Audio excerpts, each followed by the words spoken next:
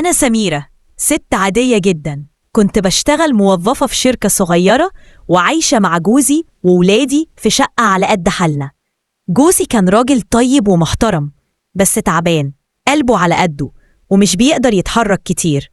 وأنا كنت شايلة البيت والشغل والعيال فوق دماغي.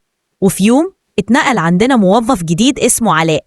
كان شيك، لسانه حلو وبيعرف يتكلم، وبصراحة حسيت إنه شايفني.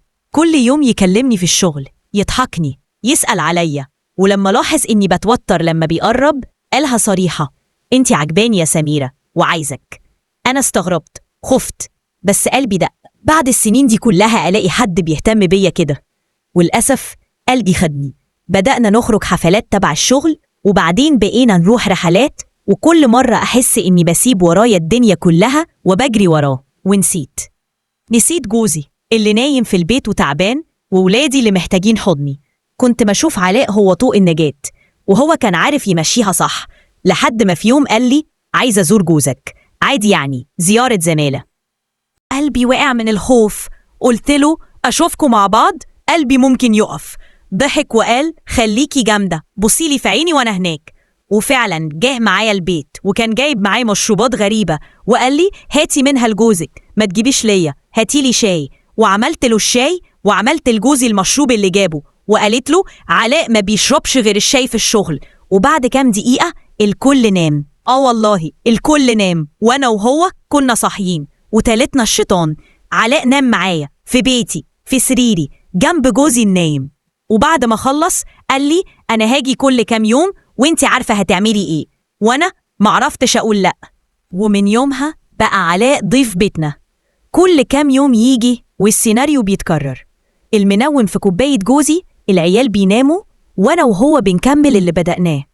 كنت كل مرة بقول لنفسي هبطل، مش هكمل، بس كان دايما بيرجعني بكلمة، بحضن، بنظرة. بقيت عايشة في وهم، وقلبي مات من كتر الذنب. جوزي بقى ضعيف أكتر، بدأ يحس إنه مش هو، صحته بتتدهور والعيال تايهين، وأنا كنت بضيع إيدي. لحد ما في مرة وهو عندي قال لي وهو بيضحك: أنا بقيت حاسس إن البيت ده بيتي والسرير ده سريري. الليلة دي حسيت إني وصلت القاع.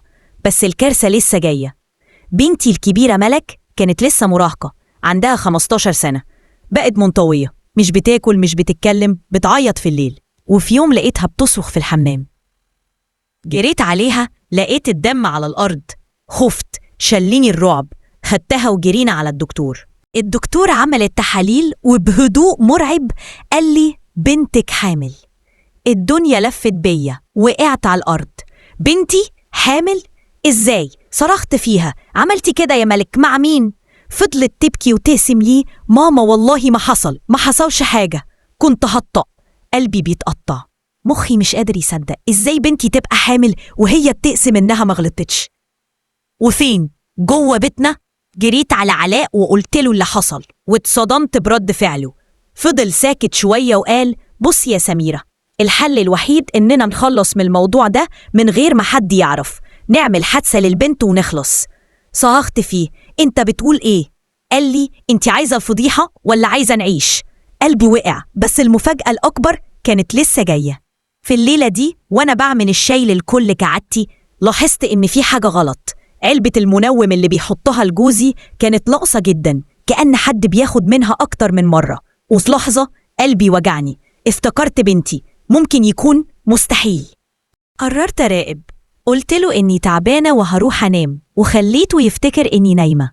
وسكت، وسمعت خطواته مشي على أطراف صوابعه ناحية أوضة بنتي. قلبي بيخبط، عقلي مش مصدق. فتح الباب، دخل الأوضة، وسمعته بيقول لبنتي بصوت واطي: ماما نايمة، وانتي عارفة أنا بحبك.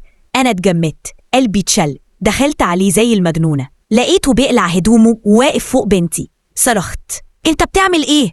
بنتي كانت مرعوبة ومش فاهمة هو بيعمل كده ليه.